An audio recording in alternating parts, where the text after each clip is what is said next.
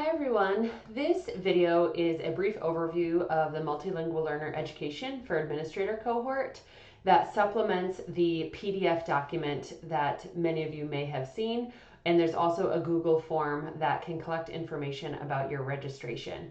So hopefully this information is getting to you all together. If not, please reach out to me via email, and my email is on the last screen of this presentation. So why the administrators cohort? This is certainly a significant state need. Our multilingual learners are a large and growing population, and the English learner programs have to be annually evaluated for effectiveness. And so that effectiveness is certainly on student performance measures, but also that the programs are utilizing sound educational research and utilizing resources effectively, both human resources and fiscal resources. So that is absolutely related to an administrator's role in the school and district. Also, this initiative aligns with Rhode Island's blueprint for multilingual learner success.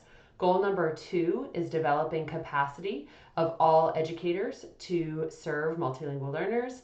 And specifically, goal 2.4, it is about providing teachers, principals, and district leaders with professional learning to enrich skills and evidence-based practices for MLLs. So this cohort perfectly aligns with that goal. One academic year of study will also allow deeper understanding of content and how you can apply that content into your daily practice. Also, having a cohort for 1 year together fosters collaboration and community among the leaders who participate, so we can share resources and expertise among the group.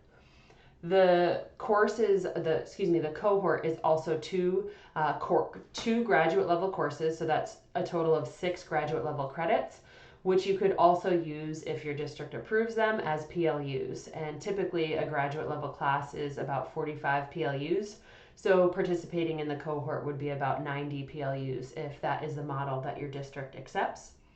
And the tuition is quite affordable, so the whole year, so 2 classes, is $2,250, and that includes no fees and no textbook costs. That's the total cost of the full program. Also, one of the assignments that you'll be working on throughout the year is about how to make long-term improvements for your local multilingual learner education. So you're selecting a project that's appropriate for your school or district and tackling that project throughout the year with research-based support and collaboration with those in the cohort. The structure of the program is hybrid, so half of the classes are asynchronous, so you have a week or 2 weeks to complete the content. So it's a weekly to-do list, so there's instructional videos, readings, support, discussion, but you can do them whenever you can throughout that week. And there are going to also be half of the classes are face-to-face, and so we're not sure yet if those face-to-face will be via Zoom or in person. The cohort that is happening right now actually said that coming to physical campus, whether it be in Providence or Kingstown, would really make their participation prohibitive. So they really liked having the live classes on Zoom. So I'll wait to get some feedback for those administrators interested, and we can offer it either way, either live in Zoom or physically in person. The semesters are 12 weeks long for the fall and the spring, and within each, the fall and the spring, there's going to be 2 built-in independent work weeks. And those independent weeks, you'll be working on those school improvement plans. So ideally part of the job that you do on a daily basis, but specific to multilingual learners. Also, each week has content that is covered, followed by a weekly goal.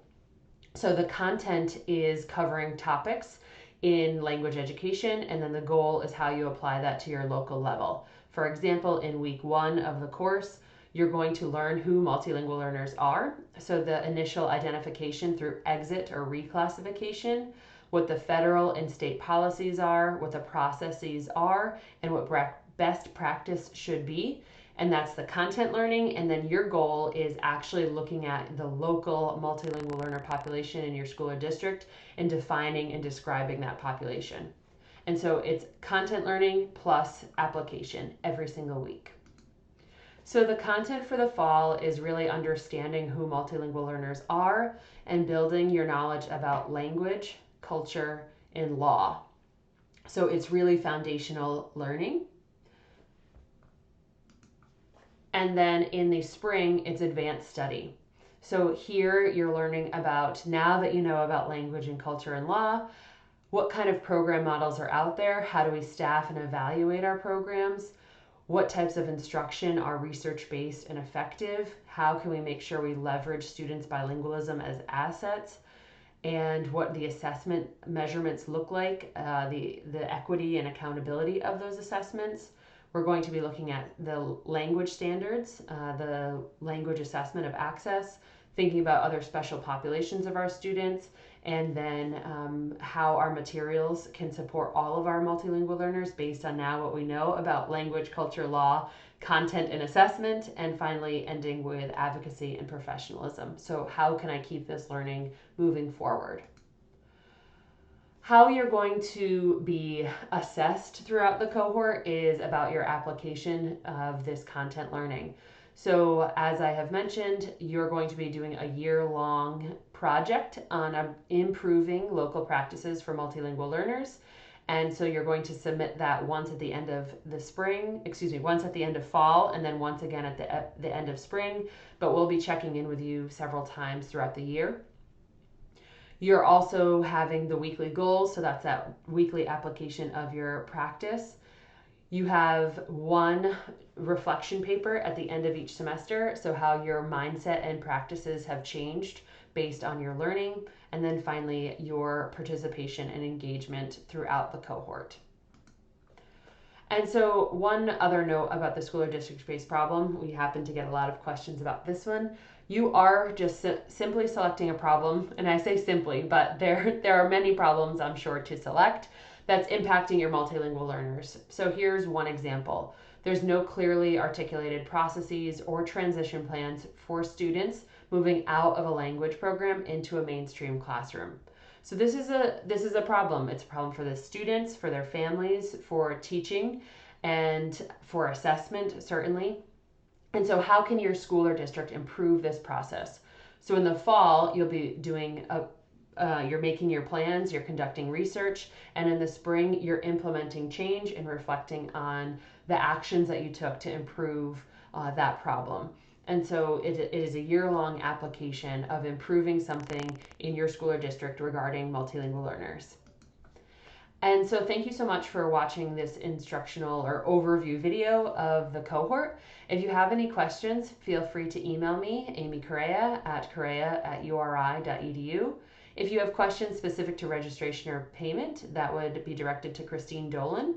And there is a Google link to register for participation in the cohort. The Google link does not register you for classes. It lets us know your interest. And so we will reach out to you after you've filled out that Google link.